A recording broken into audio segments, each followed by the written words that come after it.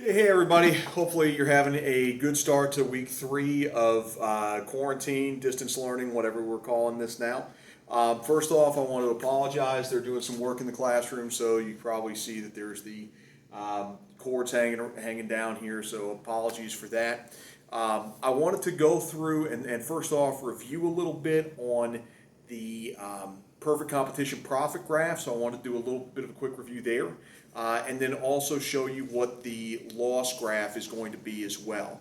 So just to kind of review a little bit to get started, we know that in perfect competition, we've got 3 separate curves here that we're going to look at. The first one is always going to be our demand curve, and it's perfectly elastic. So just like the E without the top bar, this is going to be perfectly elastic, horizontal line going across. And if you remember from last time, we called this Mr. DARP. We've got the MR, which is our marginal revenue, our demand, our AR, which is average revenue, and our price. Okay, so we've got Mr. DARP there. Now, a couple people had emailed me and were asking, wait, why are all of those the same?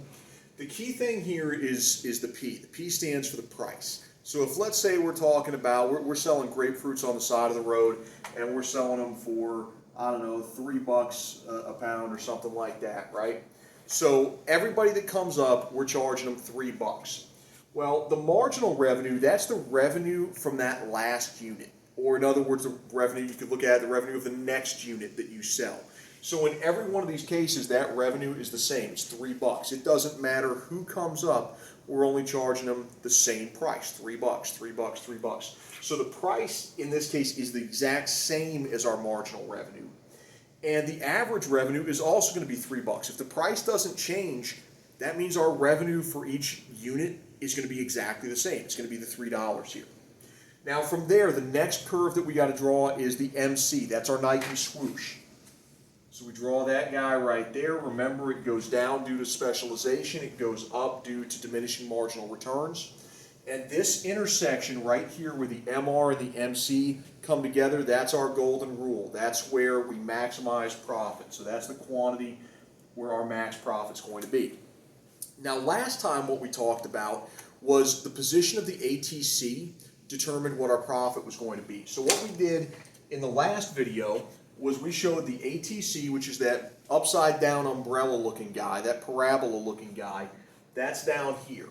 Okay, so if it's below the MR, if it's below our revenue, we're making a profit. And so we showed that last time. What I want to show you today is what we do in a loss scenario. Let's say that right now people aren't really into buying fruit on the side of the road, which is a fair assumption with coronavirus. We don't necessarily trust everybody. Maybe we're not buying produce or boiled peanuts or whatever it might be on the side of the road. So let's say that now instead of making a profit, we're taking a loss. All that's going to change for us is the positioning of our ATC. We're now going to draw the ATC curve up here. We still want to make sure that at the lowest point of ATC, that's where it intersects the MC curve. So we still want to make sure that that's the lowest point here. But now to show the amount of the loss, what we're going to do, we go back to our profit max point, and then we go up to the ATC. That's going to be our loss per unit. And then we carry the line back to our vertical axis. And this guy right here, this represents the amount of our financial loss. That represents the amount of our loss or negative profit there.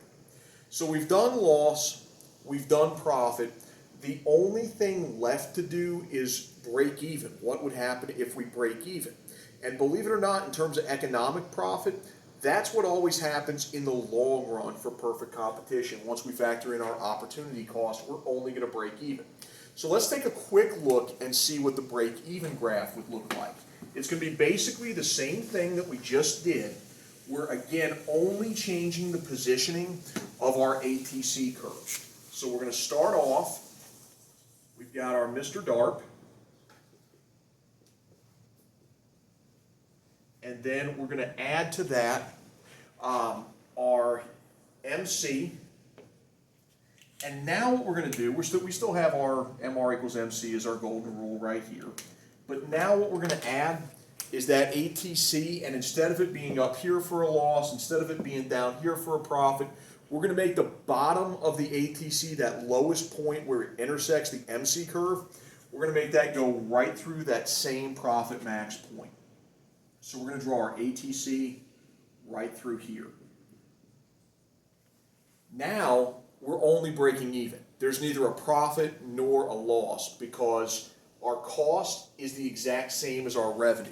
If we bring in $3, it costs us $3. We're only breaking even. Now, the question that always comes up here is, well, wait, why would we do that? Why would we continue to produce if we're only breaking even? The reason is it's the difference in what we call accounting profit versus economic profit.